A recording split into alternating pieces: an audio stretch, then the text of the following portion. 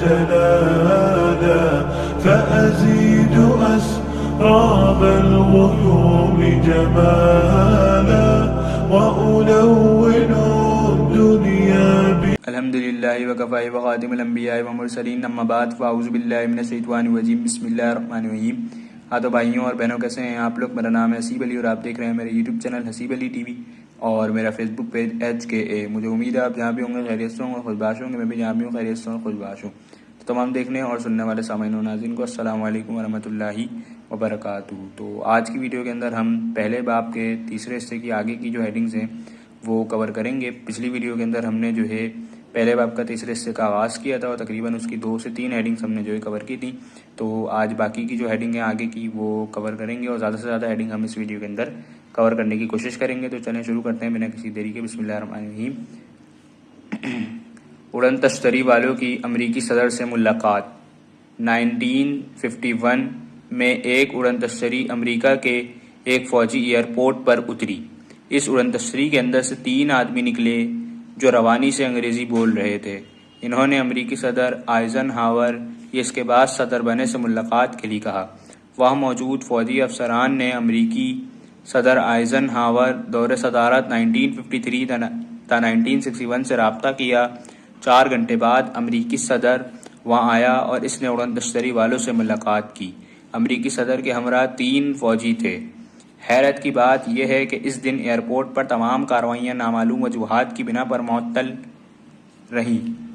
چنانچہ نہ تو کوئی فوجی اپنی جگہ سے ہلا، نہ کوئی طیارہ اڑا، نہ اور کوئی کام ہوا۔ مکمل ایمرجنسی نافذ کر دی گئی۔ پھر اڑن تشتری غائب ہو گئی۔ مذکورہ دعویٰ ماہر امریکی پروفیسر لین نے ایک امریکی CIA کے اہلکار کے حوالے سے 1956 میں کیا، لیکن اس ملاقات میں کیا بات چیت ہوئی کسی کو کچھ پتہ نہ چل سکا۔ 1976 میں پورٹو ریکو جو کہ برمودا تکون کی حدود میں ہے میں اتنی زیادہ اڑن تشتریاں نظر آئیں کہ انہیں دیکھنے کے لیے ہائی وے پر چلتا ٹریفک جام ہو کر رہ گیا اور گاڑیوں کے انجن خود بخود ہی بند ہو گئے۔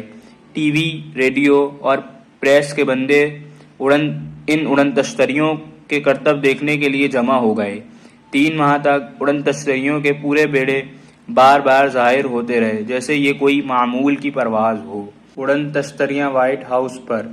1952 میں 13 جولائی سے 29 جولائی تک واشنگٹن DC پر اڑن تشتریاں دیکھی جاتی رہیں۔ ایک ہی رات 20 کی تعداد تک لوگوں نے اڑن تشتریاں دیکھیں۔ یہ 20 اڑن تشتریاں وائٹ ہاؤس کے اوپر چکر کاٹتی رہیں۔ اس پر امریکی عوام میں کافی شور مچا۔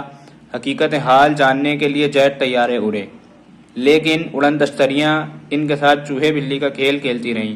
طیارے جب اڑن تشتریوں کے اتنے قریب پہنچ جاتے جہاں سے ان کی تصویر اور ان کا معائنہ کیا جا سکتا تھا تو اڑن تشتریاں ناقابل یقین تیزی کے ساتھ ان سے بہت دور چلی جاتیں۔ اس سے امریکی عوام اور پریس میں مزید شور اٹھا۔ چنانچہ مجبوراً امریکی صدر ٹرومین نے بذات خود اڑن تشتریوں کی تفتیش کرنے والی مشین پروجیکٹ بلو بیک کے نگران کیپٹن ایڈورڈ ڈیچی ریپلیٹ سے بات کی اور اس واقعے کے بارے میں پوچھا، لیکن جواب سن کر آپ کو حیرانی ہوگی کہ ایک کیپٹن امریکی صدر کے سامنے صاف جھوٹ بول رہا ہے۔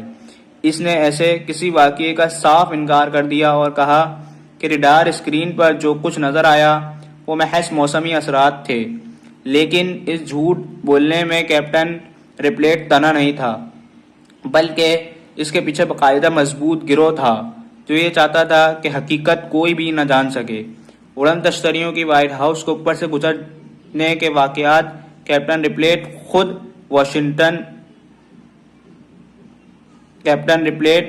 واشنگٹن میں موجود تھا، لیکن اس واقعے کی اطلاع اس کو اخبار سے ہوئی۔ اس نے واشنگٹن میں گھوم پھر کر عینی شاہدین سے شہادتیں لینا چاہییں تو پینٹاگون حکام نے اس کو اسٹاف کی گاڑی دینے سے ہی انکار کر دیا۔ اس کو کہا گیا کہ اگر آپ جاننا چاہتے ہیں تو اپنی جیب سے کرائے کی ٹیکسی کر کے چلے جائیں۔ امریکہ میں موجود طاقتور قوتیں یہی چاہتی ہیں کہ برمودا اور اڑن تشتریوں کے بارے میں کوئی تحقیق نہ کی جائے۔ وہ بددل ہو کر سیدھا یو میں اس پروجیکٹ کے ہیڈ کوارٹر پہنچا اور اس نے ایک ریڈار اسپیشلسٹ سے اڑن تشتریوں کے بارے میں بات کی. یہ کیپٹن روئی جسم تھا. اس نے کہا کہ غیر معمولی موسمی صورتحال میں ریڈار پر نامعلوم اجسام ظاہر ہو سکتے ہیں. 29 جولائی 1952 کو اسی موضوع پر امریکی ایئر فورس کے جنرل N.A. ساموفورڈ نے پینٹاگون میں صحافیوں کی بڑی تعداد کی موجودگی میں پریس کانفرنس کی. صحافیوں نے تندوتیز سوالات کیے. جنرل نے صحافیوں کو وہی کیپٹن جیمس والی بات سنا دی، لیکن صحافی اور اڑن تشتری پر تحقیق کرنے والے اس تشریح سے بالکل مطمئن نہیں ہوئے. خود کیپٹن رپلیٹ بھی اس تشریح سے مطمئن نہیں تھا، کیونکہ جب اس نے واشنگٹن نیشنل ایئرپورٹ جہاں ریڈار پر اڑن تشتریاں ظاہر ہوئی تھیں پر ریڈار پر موجود ذمہ داران سے بات کی تو کوئی بھی جنرل ساموفورڈ کی تشریح سے مطمئن نہیں تھا. جب عوام اور صحافیوں کی جانب سے اس بارے میں زیادہ شور ہونے لگا تو 24 ستمبر 1952 کو امریکی خفیہ ادارے CIA کے شعبے سراغر ثانی برائے سائنسی امور کی جانب سے ایک میمورنڈم جاری کیا گیا، جن میں اڑن تشتریوں کے خبروں پر تبصرے کرنے کو قومی سیکیورٹی کے لیے خطرہ قرار دے دیا گیا.